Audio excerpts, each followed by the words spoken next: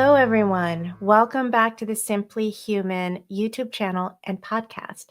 I'm clinical psychologist Christina Caro, and my partner, executive leadership and self-trust coach Karen Lynskey, is traveling today, so I am flying solo. Today is January 17, 2025, and I am here in Los Angeles, and it has just been about 9 days from the most destructive wildfires in Los Angeles's history. Multiple wildfires that were fueled by hurricane force winds, 100-mile-an-hour winds, that ignited bone dry wildlands because we have not had any rain since May 2024, no measurable rain since 2024. And these wildlands, we have neighborhoods that are butted right up against them. And these wildfires move through in fire behavior that very experienced and seasoned firefighting professionals have said they have never seen wildfire behavior like this in the past. I also live up in the eastern part of California, which is up in the mountains, and 94% of that land is public lands. It's National Forest Service and BLM lands, and we are very familiar with wildfires. And when you have the combination of hurricane force winds and really steep mountainous terrain, you will get wildfires that behave in very erratic, just incredibly destructive and dangerous ways. So as of right now, the count is about 12,000 structures and homes destroyed. At least 27 people have been killed. And at least these two neighborhoods they're just wiped off the face of the earth. It looks like a bomb went off. So first I want to express just my deepest sorrow to the families who've lost everything. We have friends who lost their home in Altadena. My heart has literally just been kind of clenched and aching this whole week. It has been a really hard week. But I also wanted to express my appreciation to our local community and to so many people who are stepping forward to help from all over the state, from all over the country, and even all over the world. These are everyday people who are coming forward. They're small businesses. They are just gathering donations, coming to volunteer, coming to help our firefighters. And there's just been such an outpouring of generosity and compassion that, in a time of tragedy, it is truly moving when you see the best of us. So sorry, I'm still a little emotional right now. But today, one of the things that started happening, I would say within 48 hours of the fire starting, is something that I wanted to talk about today. And that is the behavior of blame.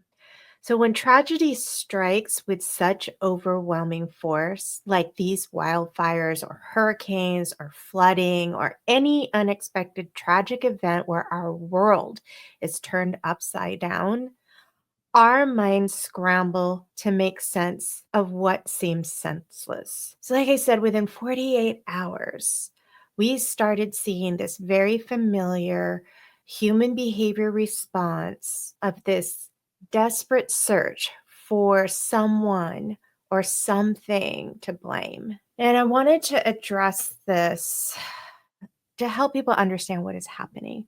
And I am not talking about the cynical, finger pointing politicians who are pointing the finger and blaming just to score political points. I mean, those people, they should be ashamed of themselves. I'm also not talking about the media that is promoting blaming just to stir up controversy, because apparently an unprecedented, devastating wildfire that causes total destruction is not interesting enough on its own. So no, we have to stir up controversy. So I'm not talking about that type of blame. And this is the point. There are different types of blame that people engage in. And I call that just exploitive, manipulative, cynical, deflecting blame. And that's not what I want to talk about today. Today, what I want to talk about is blame as a trauma response. This is a much more instinctive, frantic, kind of confusing reaction that happens when our brains get overwhelmed by trauma. So, believe it or not, there is a protective nature of blame. So, our brains are meaning making machines. And when faced with devastating loss, the sheer randomness and the chaos of tragedy, it creates a form of cognitive dissonance. And cognitive dissonance is, think of it as a mental conflict between what we believe about how the world should work and the harsh reality that we're actually confronting. That is painful for the brain. So you might think of cognitive dissonance as like a mental earthquake. It's shattering. It's disruptive. It is uncomfortable. Our foundational beliefs about safety, control, and fairness are suddenly thrown out the window. It's not aligning with our actual lived experience. And this mental tension is uncomfortable and painful. And our brains work really quickly to try to discharge the discomfort. So, this is what the brain is doing, it's discharging discomfort by looking for explanations. Blame serves as a psychological bandage. If we can point to a specific cause or someone to blame, it gives us back the illusion of control. If only they had done X differently, if only all the fire hydrants hadn't lost pressure, which, in the early couple of days, that's all we heard about was the fire hydrants. But it was really helpful when a firefighter was finally interviewed and explained that a fire hydrant in a neighborhood is meant to put out a house fire, and that typically you have 3 engines that show up and they, attach their hoses and they put out the house fire. Now, he said these are 12,000 structures. Now, imagine you have 3 trucks for every structure. He said, we don't even have 36,000 fire trucks. Like there was nothing that could be done. There was no ability to fight the fire from the air because of the 100-mile-an-hour winds. Normally in wildland fires, that's what we do. Our air firefighting is so important. I'm trained in community emergency response team.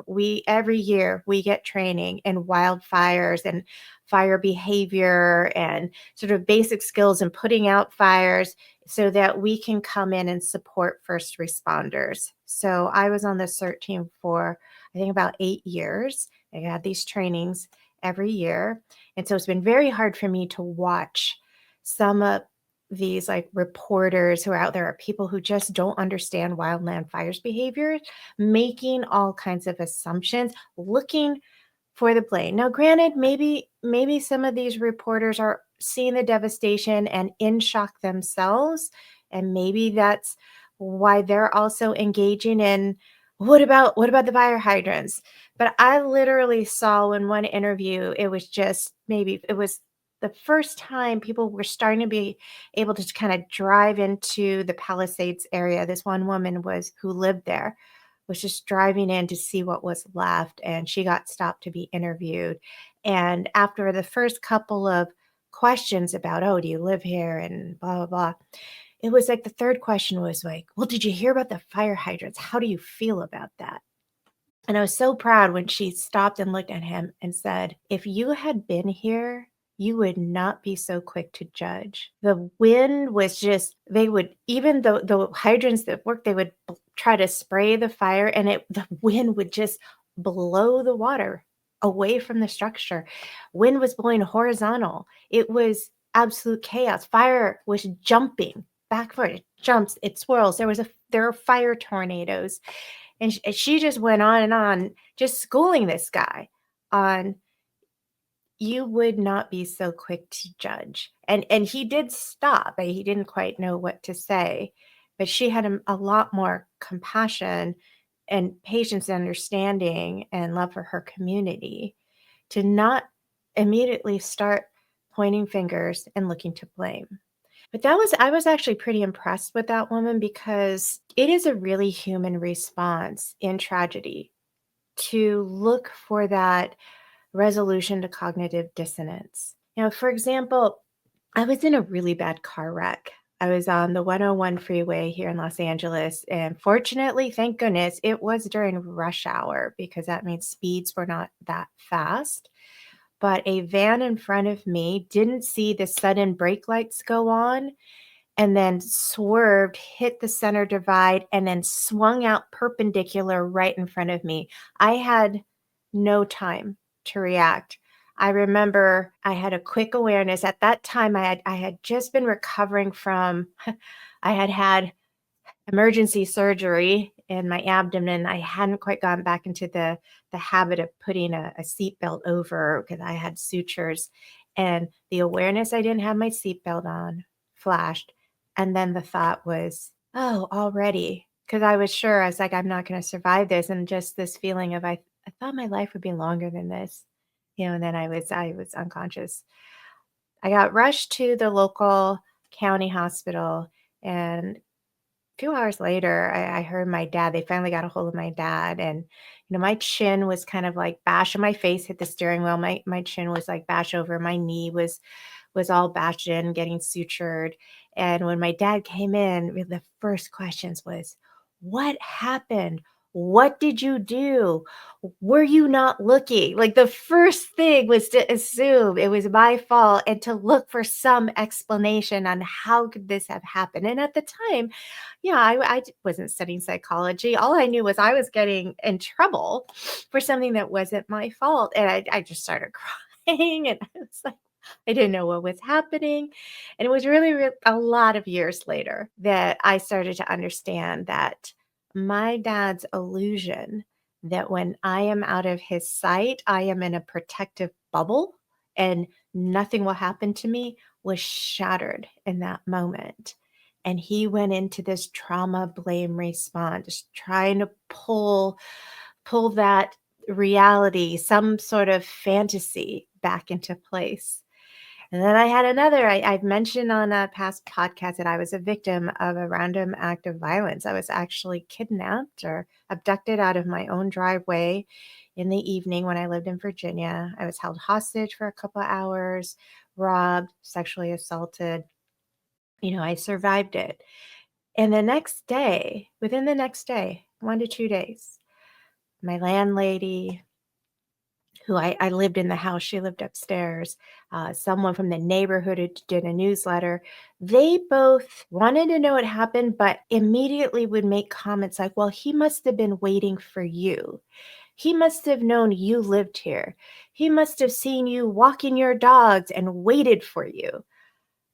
And I remember just feeling I was in a crazy space. Like I had just experienced the trauma, and here were these people needing to scapegoat me, needing to say it was my fault because they couldn't wrap their head around the fact that a random act of violence occurred in their quiet little suburban neighborhood and could have happened to any of them. They needed to blame to cope with the cognitive dissonance, and that meant me. So these experiences show us that something about trauma and blame. It's this need for explanation. It can sometimes override our capacity for compassion. So let me say that again. The need for explanation can sometimes override our capacity for compassion. So when my father demanded to know what I did wrong in that accident, and when my neighbors insisted that the assault couldn't have been random, they were desperately trying to preserve their own sense of safety in the world. If they could find a reason or a pattern, they could tell themselves, okay, well, this won't happen to me, or this won't happen to my loved ones. Yes, it must have been you. So there's this hidden cost to this protective strategy. While blame might temporarily ease our cognitive dissonance, It also prevents us from processing our genuine grief and fear. It creates false narratives that oversimplify complex situations. It can divide communities at a time when unity is most needed, and it distracts from the essential work of healing and rebuilding. But here's what I've learned. Recognizing this pattern of blame as a trauma response, not just in survivors, but in those around them. This can be the first step towards genuine healing. When we understand that blame often comes from a place of fear and cognitive dissonance, we can begin to recognize it, pause, to maybe even be curious. What am I afraid of? And then move past it. We can learn to sit with the uncomfortable truth that sometimes terrible things happen without reason or warning. And this understanding doesn't make the trauma less real or less painful, but it can help us direct our energy towards what truly matters. And that's supporting each other and then rebuilding a sense of safety together. Okay. Focusing on the aspects of recovery that we all need to restore a sense of control. So, blame can be a trauma response. And I invite you, like, as I watched the news, I started noticing this difference between those who I could tell there was an aspect of a trauma response. You even saw self-blame. It was a really tragic story about a man, his story about getting out. His sister lived next door, and he had assumed she had gotten out too, and then later found out she had not gotten out. And you could see, he was blaming himself. Why didn't I go after her? Why? All the whys. What could I have done? Should I have had more buckets? Should I have left earlier? Should I have stayed longer? There is much that you could do in just observing and watching it and starting to learn to train yourself to be able to tell the difference between that authentic sort of the brain is scrambling with the distress and discomfort of the cognitive dissonance, and it's dealing with trauma and overwhelmed. And this is a really understandable response. And so it can be met with compassion. And then listen for that other type of blame, the cynical blame, the people who don't really care. And that I got an email from, it's a state assembly person who threw in some of this snarky blame. Really, the email and the content, much of it was just, it was informative, but had to put that snarky blame comment in. I wrote immediately back. Because I voted for that person, and I said, normally I wouldn't have voted for the person. I said, I gave you a chance because you said you weren't going to be doing this kind of behavior. You need to do better. So when you see that, take some action, call that behavior out. But if you are face to face with a blame response that's really about trauma, try to have some patience and try to have some understanding. Meet it with compassion, and then understand that this is a complex experience. Trauma is complex. And what we can do is, instead, when we notice that trauma response is coming up, that trauma blame response, we can stop. We can acknowledge the complexity of our emotional responses. There are people who are going through the stages of grief right there in the moment: shock, anger, denial, blame, negotiating, grief. It can happen just within minutes, really, when our brain is overwhelmed with trauma. Create space for both seeking answers and sitting with the uncertainty. This isn't about, oh, we should just never look for accountability. No, there's a time to look and say, was there something that could have been done that we need to fix? Do people need to be held accountable? Yes, that needs to happen. But we also need to recognize when our brain is just scrambling to get out of discomfort and start to learn to sit with the reality that every single day life is uncertain. It is actually a spiritual practice. We can support each other in processing grief without rushing to judgment, and we can focus on what we can control, which is our response, our support for others, and our own community resilience. So, as we continue to process the impact of these devastating fires, let's remember that the urge to blame is a deeply human response to trauma. And by understanding this reaction, we can move through it with more compassion, both for ourselves and for others. So thank you all for listening. I hope this will be helpful for those dealing with the immediate crisis, but also for all of you, because at some point in the future, shit's going to hit the fan. Some unexpected thing is going to shatter your world. And you may remember this podcast when you start recognizing that scrambling, frantic need to find someone, something to blame, something to tag it onto so it can start to feel back in control. Being human is messy and even scary. But it is also beautiful and full of potential for expressing our humanity. So remember, as we always say at the end of our episodes, please be kind to each other, check your blame response, be curious, and we'll be in your ears next week. Thanks, everybody. See you later.